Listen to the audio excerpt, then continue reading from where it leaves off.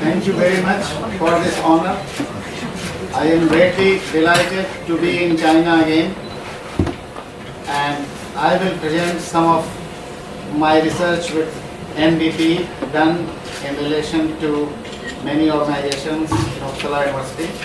我来简单翻译一下，非常荣幸来到中国，然后下面我将简单介绍一下我的研究，使用丁稳肽的一些治疗脑卒中这个脑震荡的一些方面的研究。This is a work done together with Wright-Patterson Air Force Base of United States Government. This is European Office of Aerospace Research and Development, Department of Defense, United States of America. I am from Uppsala University and supported by Swedish government, and also we are collaborating with the Far Eastern Federal University in Russia and Russian Academy of Sciences, together with Harvard University in United States and University of Maryland School of Medicine, United States. So there is a lot of collaboration. We are working on NBP. 我来自瑞典乌普萨拉大学，然后以下这些标志都是跟我合作的这些单位，其中包括美国空军科学研究办公室美国食品药品这个监督管理局，还有很多这个国家纳米技术倡议组织等等。I would like to tell you that whatever I am telling to you, this is my personal observation and conclusion. It has nothing to do with any government with whom we are working. 下面我先说一下这个免责声明，这是我自己个人的一些实验观察并不代表其他的这个官方机构的任何这个认可或者是言论。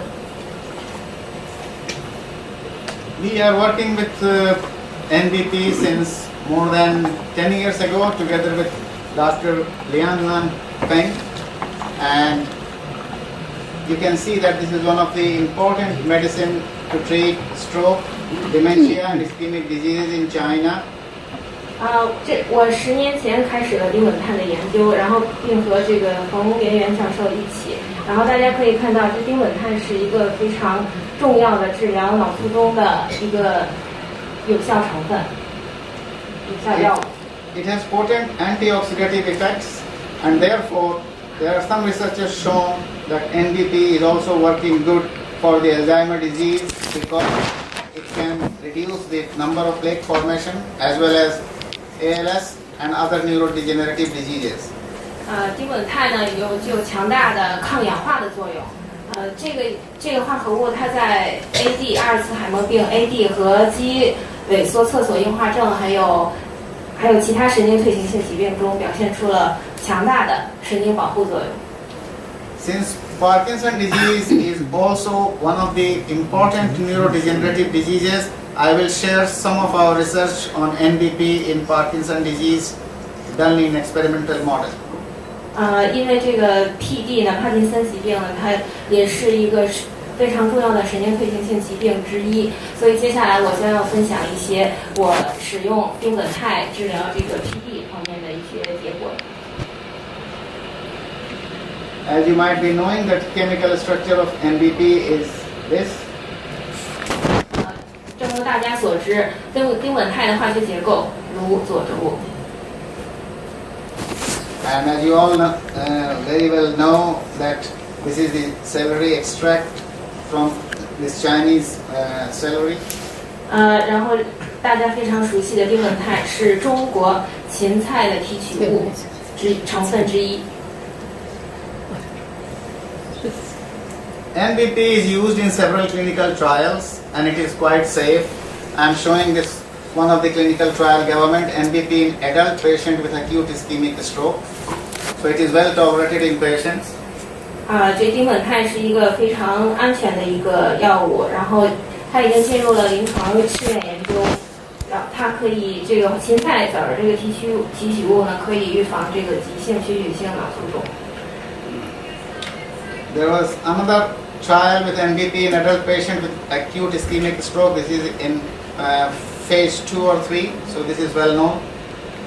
这个使用丁苯酞治疗成年病人的急性血液性脑卒中已经进入第2期和第3期这个临床研究了。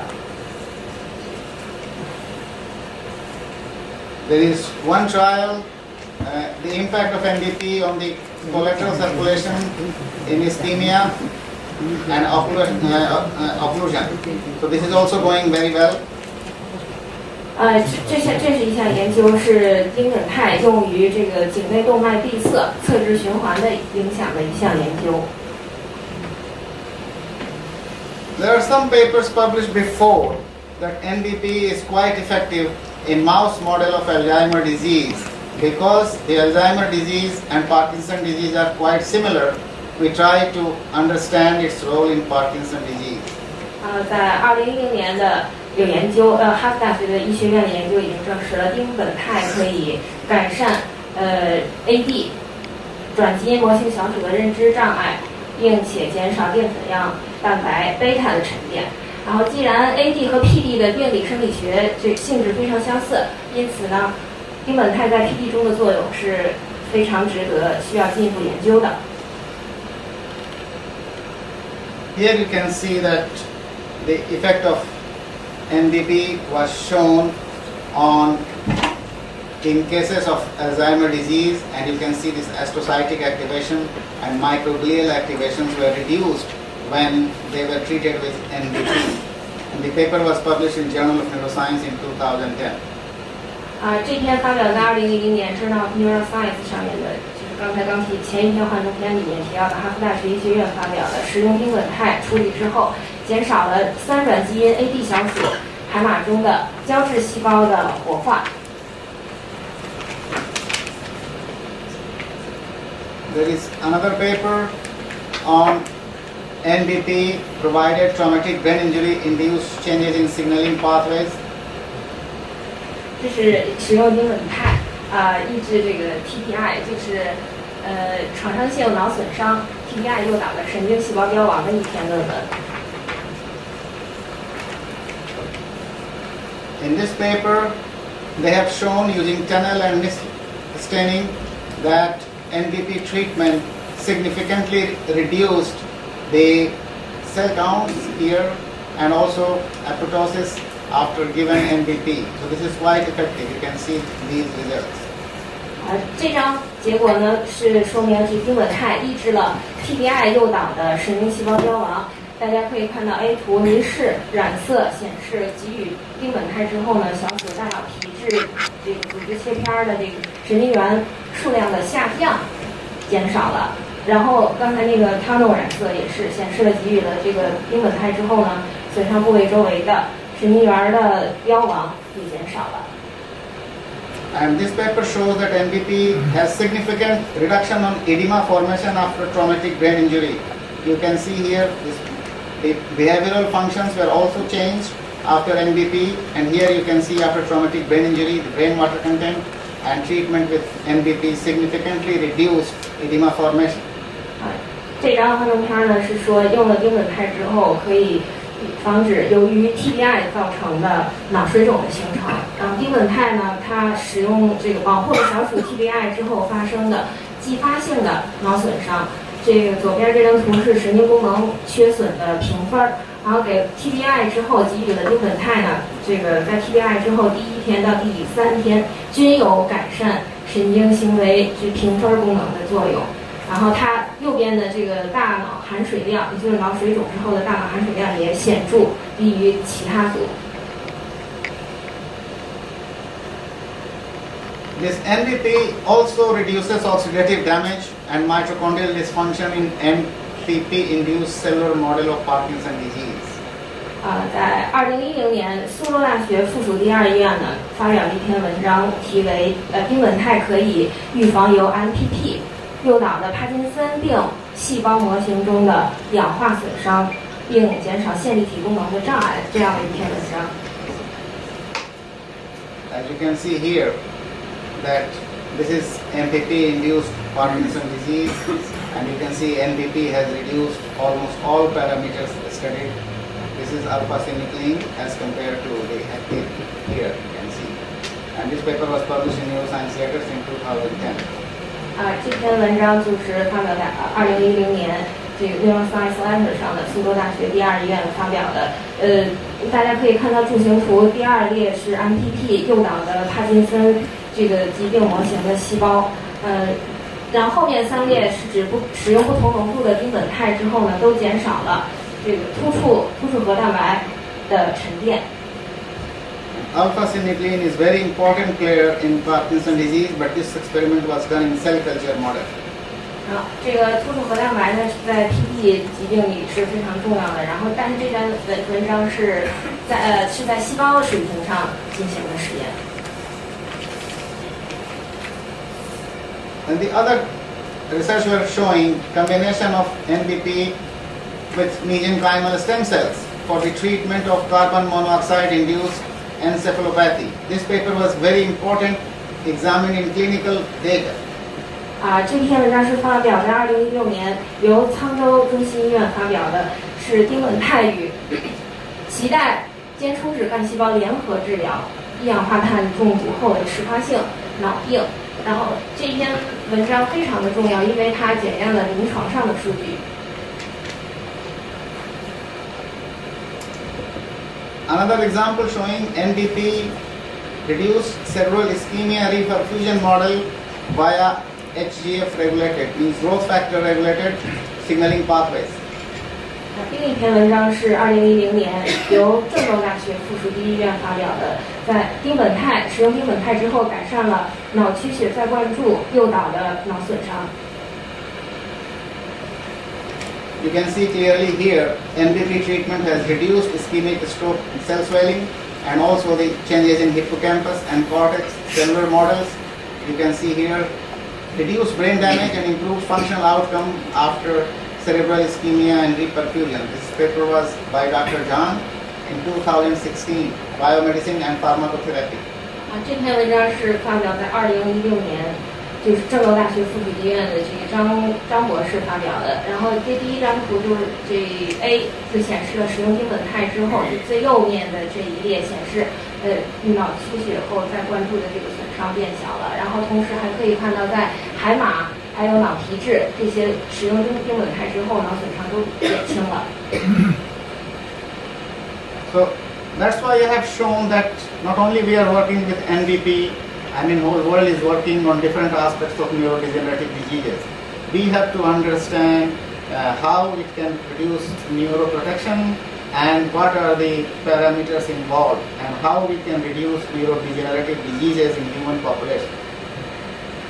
然后所以我这个研究目的是想要研究使用这个在脑缺损这个创伤性脑损伤呢，是这个导致这个 PD 非常PD 症状的关键因素之一。然后我想要理解这个病理生理过程呢，是非常重要的。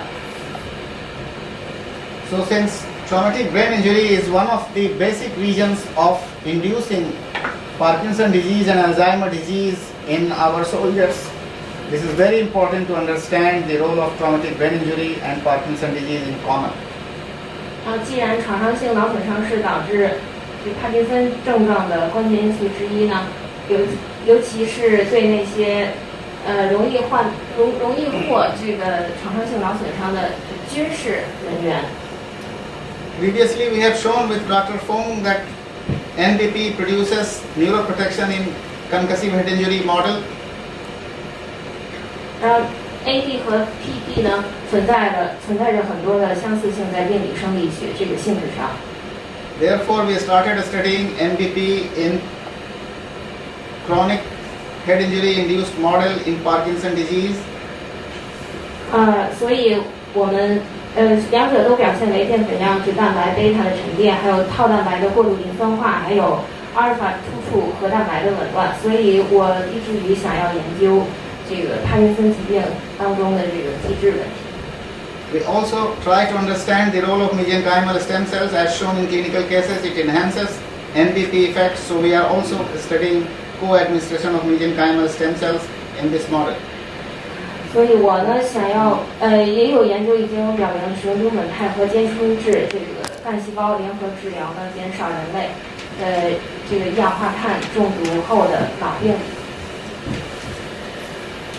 所以我也想在我自己的这个 PD 与这个创伤性脑损伤模型中检验丁苯酞和间充质干细胞联合治疗有什么效果。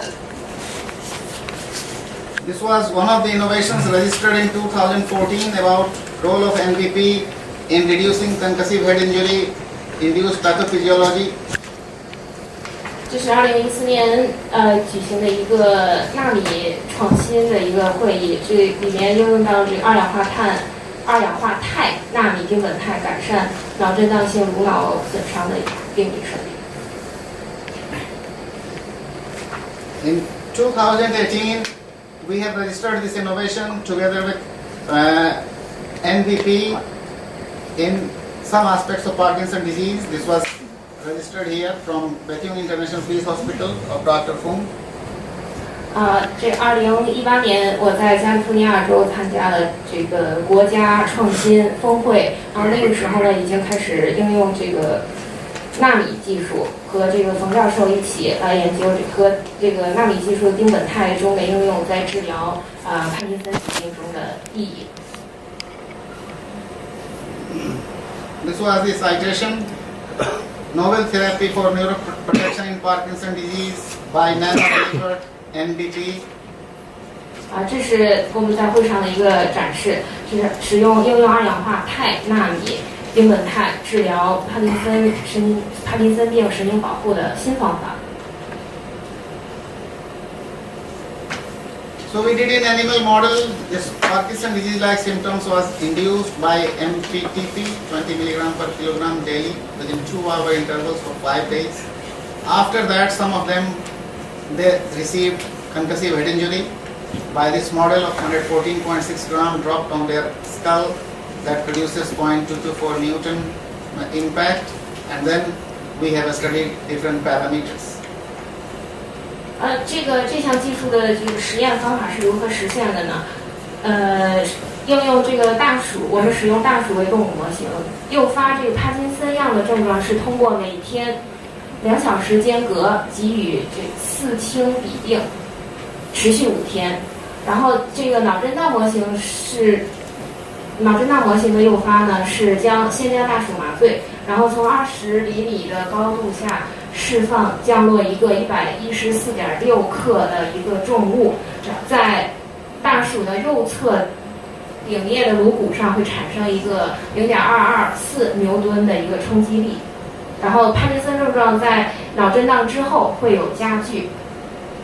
We also measured phosphorylated tau in cerebrospinal fluid in this model to understand the common denomination of Alzheimer and Parkinson's disease. 这帕金森疾病，这个刚才说到，在脑震荡之后会有加剧呢，它是表现在大脑这黑质体中致密部和纹状体中的酪氨酸羟化酶 TH 活性会丧失，并且它的产物多巴胺及其代谢产物多巴胺脱羧酶的水平会降低。然后 PD 症状在脑震荡之后呢，脑脊液中的套蛋白的水平会增加。So this is the model of concussive head injury produced by this weight dropped on the skull and produces 0.224 Newton impact. This is called moderate head injury, as we can see in many soldiers at the combat operation. 这就是刚才前一张幻灯片中提到的一张模式图，在大鼠右侧大脑顶叶上会产生一个0.224牛的一个冲击力，这就相当于是很多的军人在战场上受到的大脑的冲击一样。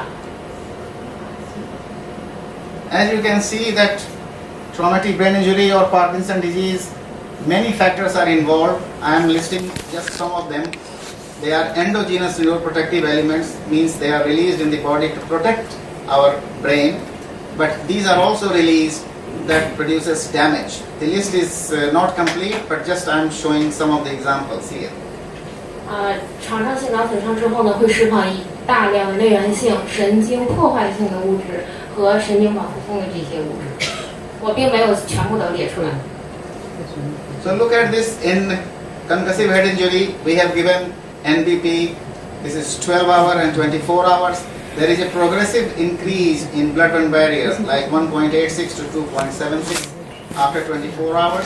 The edema formation was also progressive, 1.94% to 2.96%. And brain swelling has increased again, 12% to 28%. And number of neurons that were injured also increased from 12 hours to 24 hours. So this is a progressive increase after head injury. 大家可以看到，与这个 control 对照组相比呢，给了这个 CHI 创伤性脑损伤之后呢，在12小时之后 EBA 点还有脑水肿、水含量还有神经元损伤分别是1.8、1.9、77和189，但是经过24小时之后呢，这些数据分别全部都增加了，意思就是说时间越长，它这些含量呢会加剧的。The important thing you can see here that we have given NBP 60 milligram per kilogram after 4 and 8 hours after traumatic injury, and it reduces these changes. But interestingly, when we have given nano delivery of NBP in 40 milligram, the changes were much more better protected as compared to the NBP 60 milligram alone.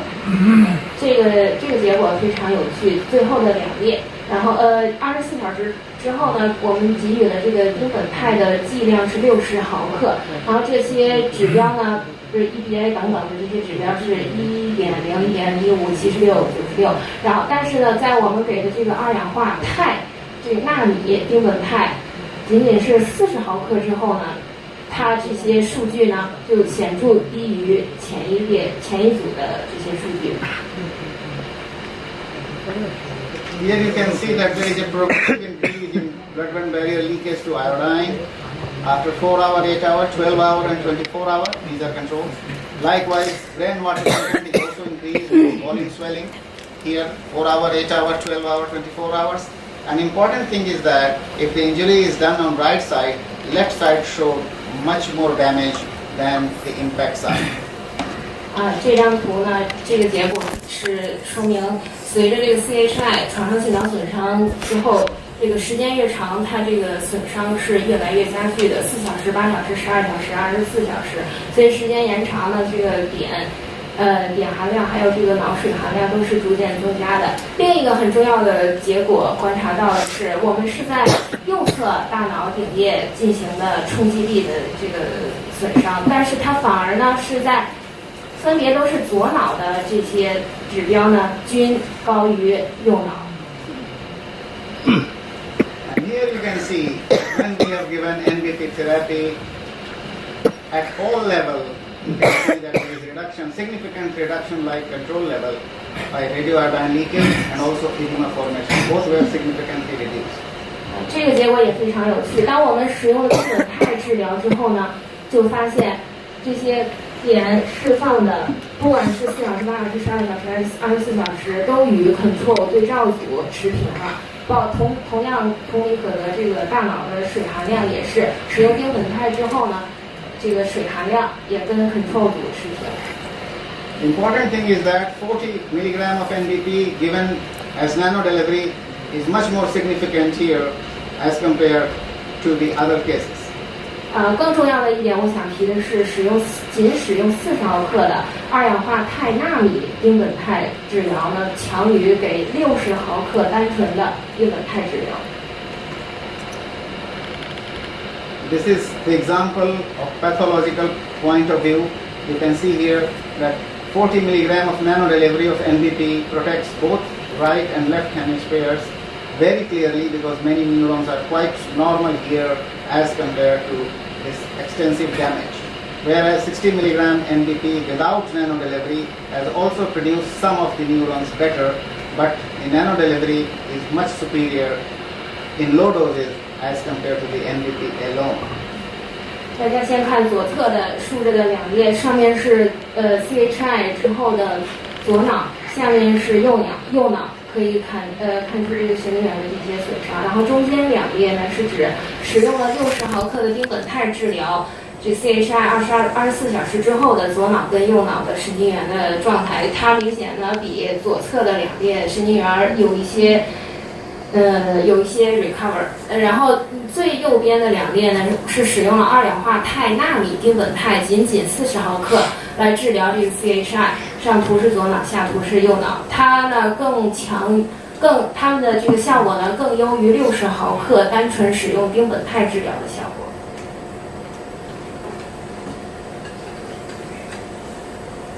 So, we have seen here that now I will tell you that NBP 40 milligram per kilogram intraperitoneally together with 1 million mesenchymal stem cells when given 4 hours after CHI in Parkinson's disease significantly reduces phosphorylated tau level in the CSF and restore the hydroxylase immunoreactivity in substantia nigra, pars compacta and strata.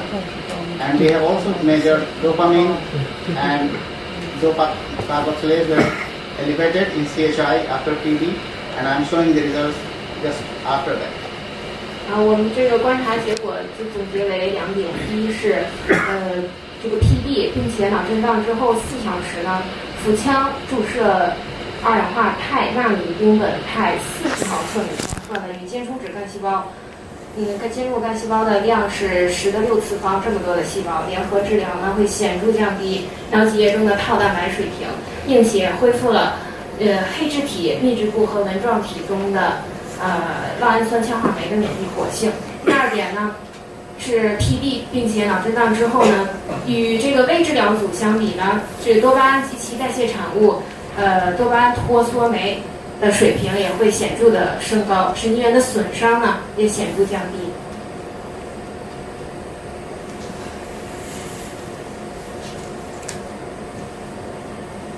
This was our previous work where we have shown that nano delivery of mesenchymal stem cells reduces heat stress induced pathological things in diabetes. Just showing that mesenchymal stem cell works. 这是我们之前的一项研究，题为间充质干细胞的2氧化钛纳米递送这个阻止糖尿病引起的中枢脑病理的这个恶化。这个论文的说明就是想说明这个我们的间充质干细胞是有效的。This work was also done in relation with Professor Feng here. 这个研究呢也是同这个冯教授一起研究的做的。Another work we have shown that co-administration of nanowired mesenchymal stem cells with cerebrolysine also potentiate neprilysin level and reduces brain pathology in Alzheimer's disease. 另一篇文章，之前的文章是联合应用的这个2氧化碳纳米线间充质干细胞与脑活素，可以增强脑啡肽酶的水平，并且可以减少 AD 疾病的脑病理。I also want to share that mesenchymal stem cell can also be nanowired and then they live longer and produces much superior effect than mesenchymal stem cells alone. 这个我想跟大家分享一下，这是生长在纳米线上的干细胞。生长在纳米线上的干细胞呢，这些细胞的突触呢会比单纯生长在无这个纳米线上面的突触呢会长得更长。Showing some results with nanowired mesenchymal stem cells in Alzheimer's disease pathology. Here you can see that when we have given nanowired mesenchymal stem cells, they look much better than mesenchymal stem cell alone. Whereas cerebrolysin alone, nanowired cerebrolysin is showing much better result, and a combination of nanowired cerebrolysin and nanowired mesenchymal stem cell is the best neuroprotection in Alzheimer's disease. I am showing this because you know that combination of mesenchymal stem cells is superior. Therefore, we are also using NBP with